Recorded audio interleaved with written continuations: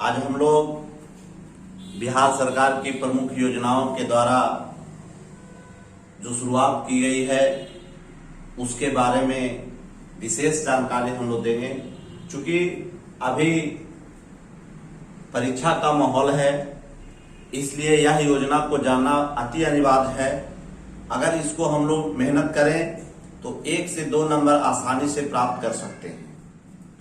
इसके लिए सबसे पहले कौन कौन सी योजना चली और योजना का उद्देश्य क्या है, अगर इस योजना को लागू कर दिया जाए तो क्या हो सकता है, इस योजना के लागू करने के पीछे क्या कारण है, तो कमजोर वर्ग, वृद्धा लोग, फसल क्षतिपूर्ति, विभिन्न प्रकार की योजनाओं को शुरुआत की गई है और उसके माध्यम से कमजोर वर्ग के हितों की सहायता भी मिलेगी।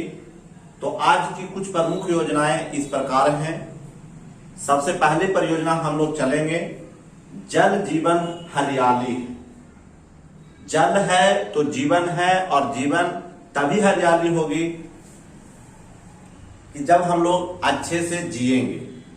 तो इसके लिए आपका मुख्यमंत्री नीतीश कुमार ने आपका एक योजना चलाई है, जिस योजना को हम लोग जल जीवन हरियाली योजना कहते हैं। आज बिहार में विभिन्न प्रकार के मौसम बदलाव होने के कारण कभी मौसम गर्मी बहुत ज्यादा रहती है, कभी ठंड की मौसम ज्यादा रहती है, कभी बरसात का मौसम बहुत ज्यादा रहता है। तो इसको बैलेंस होने के लिए, संतुलन होने के लिए बिहार सरकार ने एक योजना शुरुआत की। उस योजना का नाम है जल जीवन हरियाली योजना, जो 2019 में शुरुआत की गई है। इसके अंतर्गत यह योजना गांधी जी के 150वीं जयंती पर लॉन्च किया गया है। इस योजना में सरकार 5 मोर्चा पर एक साथ काम करेगी। एक है तालाब का निर्माण करना, दूसरा है आहर और पैन का उड़ाही करवाना, तीसरा है कि अधिक से अधिक पौधे लगाया जाए जिससे कि हमारा पर्यावरण संतुलित रहे, और नेक्स्ट है रेन वाटर हार्वेस्टिंग, और जहां सूखा पड़ा है वहां तक नदियों से पानी को पहुंचाना है। ये सरकार की 5 जो है प्रमुख जो है इस योजना के तहत काम करने की योजना है। इसके अलावा आने वाले समय में ज्यादा से ज्यादा लोगों को सोलर प्लेट उपयोग करने के लिए प्रोत्साहित की जाएगी, जिससे कि हमारा जो है बिजली की बचत होगी और हम लोग नवीकरणीय ऊर्जा स्रोत की ओर बढ़ेंगे और हमारा जितना भी ताप विद्युत ऊर्जा है ये हमारा बचाव होगा। नेक्स्ट हमारा दूसरा है मुख्यमंत्री वृद्धजन पेंशन योजना।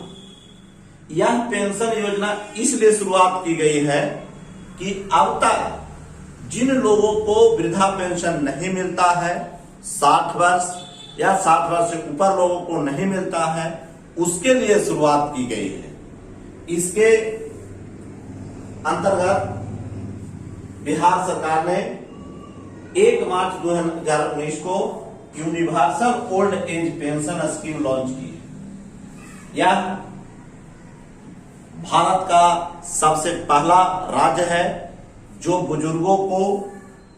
सभी बुजुर्गों को पेंशन देगी। इस योजना के तहत 60 वर्ष या उससे अधिक के गरीब लोगों को प्रति माह 400 और 80 वर्ष के एज वाले को 500 रुपया देने की योजना है। दूसरा योजना है पत्रकार सम्मान पेंशन योजना। ये आपका सरकार की चौथी स्तंभ है। सरकार की चौथी अवस्था आपका है प्रेस। इसमें जो काम करने वाले लोग हैं उनको एक सम्मान देने की पेंशन सम्मान योजना की शुरुआत की गई है। इसके अंतर्गत यह योजना 13 फरवरी 2019 से बिहार पत्रकार सम्मान योजना की शुरुआत की गई है। इसके तहत 20 वर्ष तक की पत्रकारिता अनुभव रखने वाले पत्रकार को 6,000 रुपए प्रति माह पेंशन मिलेगी। इस योजना का लाभ अखबार, टीवी जर्नलिस्ट, वेब पोर्टल में कार्यरत सभी पत्रकार उठा सकते हैं। पेंशन का लाभ ले रहे पत्रकार की यदि मृत्यु हो जाती है तो उनकी पत्नी या पति को भी 3,000 रुपए प्रति माह पेंशन के रूप में आजीवन पेंशन मिलता रहेगा। यह किसी भी भारत में बिहार ही एक ऐसा राज्य है जहां पत्रकार पेंशन योजना सम्मान की शुरुआत की गई। इसके बाद है मुख्यमंत्री अनुसूचित जाति एवं अनुसूचित जनजाति उद्यमी योजना। इसमें बिहार सरकार ने अनुसूचित जाति के युवाओं में उद्यमिता को बढ़ाने के लिए मुख्यमंत्री ने अनुसूचित जाति एवं जनजाति उद्यमी योजना की शुरुआत की गई है। इसके अंतर्गत चयनित युवाओं को उद्योग विभाग द्वारा प्रशिक्षण और सहायता दी जाएगी। इस योजना के तहत युवाओं को 10 लाख रुपया देगी, जिसमें 50% जो है आपका अनुदान है और 50% जो है आपको जमा करने के लिए है। कहने का मतलब 5 लाख आपका फ्री है और 5 लाख पर ब्याज लगेगी। तो इस योजना के तहत बहुत ही इम्पोर्टेंट यह योजना है। यह योजना 2018-19 के पहले आपका 102 करोड़ रुपए के लिए किया गया है। इसके बाद और भी योजना में विस्तार की जाएगी। एक योजना है जिसका नाम है मुख्यमंत्री कन्या बालिका उत्थान योजना। इसमें लड़कियों को प्रोत्साहन देकर के उसके आपका स्वाभिमान से जीने के लिए, आत्मनिर्भर होने के लिए यह योजना की शुरुआत की गई है। बिहार सरकार ने बालिकाओं के संरक्षण, स्वास्थ्य, शिक्षा और स्वावलंबन को ध्यान में रखकर मुख्यमंत्री कन्या उत्थान कार्यक्रम की शुरुआत की गई है। इस योजना का उद्देश्य है कन्या भ्रूण हत्या जैसे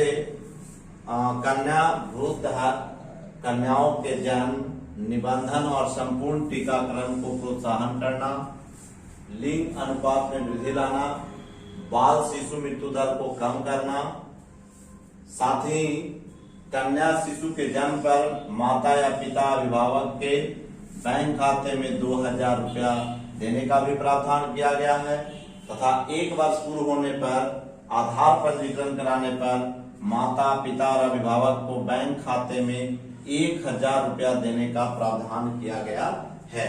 मतलब कि अगर बालिका का जन्म होता है तो उस समय 2,000 रुपया होगा और जब 1 वर्ष पूर्ण हो जाएगा तो उस समय 1,000 रुपया बैंक के माध्यम से दिया जाएगा।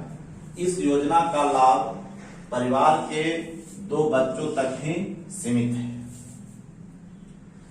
दूसरा है मुख्यमंत्री ग्रामीण आवास योजना। ये पहले से भी चल रही थी, जिसको हम लोग इंदिरा आवास योजना कहते थे। बिहार सरकार ने अपने पुराने घरों को पुनर्निर्माण करने के लिए 1996 से पहले इंदिरा आवास योजना या अन्य आवास योजनाओं के तहत घरों को प्राप्त करने वाले परिवारों या अपनी भूमि पर नए घरों का निर्माण के लिए 1,20,000 रुपए की सहायता प्रदान करने के लिए SC, ST, OBC के परिवारों के गरीब लोगों के लिए मुख्यमंत्री ग्रामीण आवास योजना की शुरुआत की गई है। इससे जो है बीपीएल वाले लोग हैं उस जो है परिवार जो है ज्यादातर लाभान्वित होते हैं। मुख्यमंत्री ग्राम परिवहन योजना, ये योजना ग्राम पंचायत को प्रखंड मुख्यालय से जोड़ने के लिए शुरुआत की गई। ग्रामीण लोगों को प्रखंड आने में बहुत परेशानी होती थी, इसलिए सरकार ने एक योजना की शुरुआत की योजना का नाम है ग्राम परिवहन योजना। इस योजना के तहत वाहनों के परिचालन ग्राम पंचायत से प्रखंड मुख्यालय तक किए जाने के लिए प्रत्येक पंचायत के 5 वाहनों की खरीद पर खरीद मूल्य के 50% तक की राशि अथवा अधिकतम 1 लाख रुपया अनुदान स्वरूप भुगतान परिवहन विभाग द्वारा किया जाएगा। कहने का मतलब है कि अगर कोई गाड़ी लेती है तो उसमें जो है 50% अनुदान मिलेगी, ज्यादा से ज्यादा आपको अधिकतम 1 लाख रुपया का अनुदान मिलेगा। इस योजना की शुरुआत हो जाने से ग्राम पंचायत से प्रखंड मुख्यालय तक आने वाले लोगों को आने जाने में कोई परेशानी नहीं होगी। दूसरा है कि मुख्यमंत्री ग्राम परिवहन योजना में हर पंचायत से 5 बेरोजगार युवकों का चयन किया जाएगा और उन्हें यह अनुदान दिया जाएगा। एक है बिहार राज्य फसल सहायता योजना। मुख्यमंत्री श्री नीतीश कुमार ने जून 2018 में राज्य फसल सहायता योजना की शुरुआत की है। इस योजना में किसानों को कोई राशि नहीं देनी होती है। फसल सहायता का लाभ रैयत और गैर रैयत दोनों तरह के किसानों को मिलेगा। किसानों की फसल उपज दरें 20% की कमी आने पर सरकार 7500 रुपये प्रति हेक्टेयर की दर से राशि प्रदान कर सकती है। बिहार एक पहला ऐसा राज्य है कि किसानों को फसल नुकसान पर राहत देने के लिए इस प्रकार की योजना की शुरुआत की गई है। कहने का मतलब पहले भी प्रधानमंत्री फसल बीमा योजना चलती थी, लेकिन उसमें किसानों को कुछ न कुछ रुपया देना पड़ता था, तब जाकर के उसको फसल अगर नष्ट होती थी तो उस फसल नष्ट होने के बाद कुछ रुपए का निर्धारण किया जाता था। लेकिन अब जो है किसानों को सबसे बड़ा मतलब भारत का एक पहला ऐसा राज्य है जहां बिना कोई फसल बीमा का राशि दिए हुए आपको अगर फसल नष्ट होता है तो आपके 1 हेक्टेयर फसल अगर नष्ट होता है, जिसमें निर्धारित है कि 20% फसल नष्ट अगर हो जाती है तो आपको 1 हेक्टेयर पर 7,500 रुपया प्रति हेक्टेयर मिलेगा और अधिक से अधिक 2 हेक्टेयर की राशि मिलेगी, अर्थात 15,000 रुपया। अगर उससे ज्यादा नुकसान होता है तो अधिकतम राशि 10,000 निर्धारित की गई है 1 हेक्टेयर पर और अधिकतम 2 हेक्टेयर तक की ही यह राशि मिलेगी। सबसे बहुत बड़ी बात यह है कि इसके अंतर्गत रैयत और गैर रैयत। रैयत मतलब होता है जिनका अपना खेत है। गैर रैयत का मतलब वैसे कृषक जो बटाईदार लेकर के काम करते हैं या पट्टे पर लेकर के कृषि करते हैं, अगर उनकी फसल भी नष्ट हो जाती है तो उनको भी इस राशि का इस बीमा का लाभ मिलेगा।